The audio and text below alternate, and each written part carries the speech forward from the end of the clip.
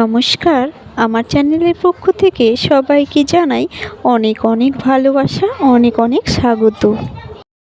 দেখো, আজকে সানডে, আর Sunday special menu সরষে ইলিশ নিয়ে চলে এসেছি তোমাদের সামনে। সবাই তো মোটামুটি জানে রেসিপিটা কিভাবে করতে হয়, তো আমি কিভাবে করি সেটাই তোমাদের দেখাচ্ছি। তো চলো শুরু করা যাক। তো দেখো, এখানে আমি কয়েক টুকরো মাছ নিয়ে নিয়েছি, ওটা ভালো করে ধুয়ে কেটে বেছে রেখে দিয়েছি। এবার আমি ওটা নুন আর হলুদ মাখিয়ে নেব। আর এখানে এই যে বাটা মশলাটা দেখতে পাচ্ছ, এটা একটা স্পেশাল বাটা মশলা। তো কি কি দিয়ে করেছি অবশ্যই বলবো। তো তারপরে দেখো, আমি ইলিশ মাছের মধ্যে নুন আর কিছুটা হলুদ দিয়ে ওটা ভালো করে মাখিয়ে নিচ্ছি। আমি কিন্তু এই রেসিপিটা কাঁচা রান্না করব না, হালকা করে ভেজে নেব। সর্ষে ইলিশ সাধারণত কাঁচা রান্না হয়, কিন্তু আমি এখানে হালকা করে ভেজেই রান্না করব। এটা একটা নতুনত্ব রেসিপি। তো যাই হোক, তারপরে দেখো, আমি এবার ইলিশ মাছগুলো ভাজার জন্য কড়াইতে তেল গরম করে নিয়ে এবার আমি মাছগুলো এক এক করে দিয়ে দিচ্ছি। আর মাছগুলো দেওয়ার সাথে সাথেই মাছগুলোকে আমি উল্টে দেব, কারণ আমি এখানে বেশি ভাজবো না। বেশি ভাজলে ইলিশ মাছের টেস্ট থাকে না।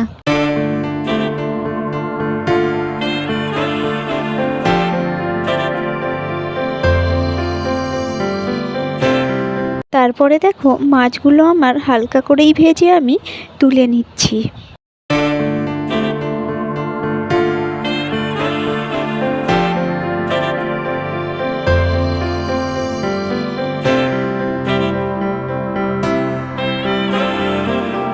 তারপরে দেখো, মাছগুলো তুলে নিয়ে মাছের থেকে যে তেলটা বেরিয়েছিল সেটা আমি নামিয়ে রেখেছি। আবারও কড়াই গরম করে আবার অল্প কিছু নতুন করে তেল দিলাম। দিয়ে তেলের মধ্যে সামান্য পরিমাণে কালো জিরে আর 4টে গোটা কাঁচা লঙ্কা দিয়ে দিলাম। ব্যাস, ওটা একটু নাড়িয়ে চাড়িয়ে নিয়ে সামান্য পরিমাণে নুন আর হলুদ অ্যাড করলাম। আবারও একটু নাড়িয়ে নিয়ে অল্প পরিমাণে জল দিলাম, যাতে না মশলাটা পুড়ে যায়। আর তারপরে ওই যে স্পেশাল বাটা মশলার কথাটা বলেছিলাম, সেটা হচ্ছে 2 রকম সর্ষে আছে, কালো সর্ষে, সাদা সর্ষে, কিছুটা পোস্ত, 2টো কাঁচা লঙ্কা, অল্প একটু নুন আর সামান্য হলুদ গুঁড়ো দিয়ে ওটা শিলনোড়াতে পেস্ট করে নিয়েছি। তো ওই পেস্টটা আমি এখন ছাঁকনির মধ্যে দিয়ে জল দিয়ে গুলিয়ে ওটা এখন দিয়ে দেব।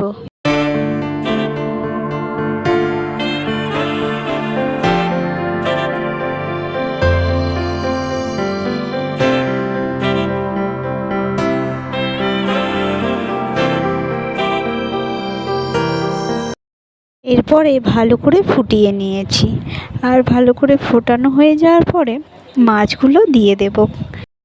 আর মাছগুলো দিয়ে দেওয়ার পরে সামান্য আবারও একটু ভালো করে ফুটিয়ে নেব, যাতে গ্রেভিটা একটু গাঢ় গাঢ় মতো হয়।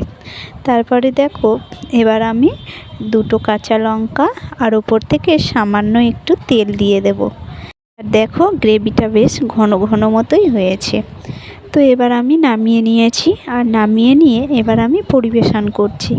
তো বন্ধুরা, কেমন লাগলো আমার রেসিপিটি?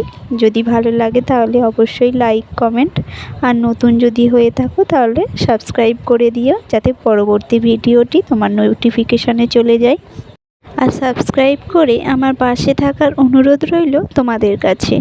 তো যাই হোক, চলো আজ এই পর্যন্তই। দেখা হবে আবার পরবর্তী কোনো ব্লগ বা রেসিপি বা স্টিচিং, কোনো কিছুই বলো, দেখা হবে। ততক্ষণে সবাই ভালো এবং সুস্থ থেকো। টাটা।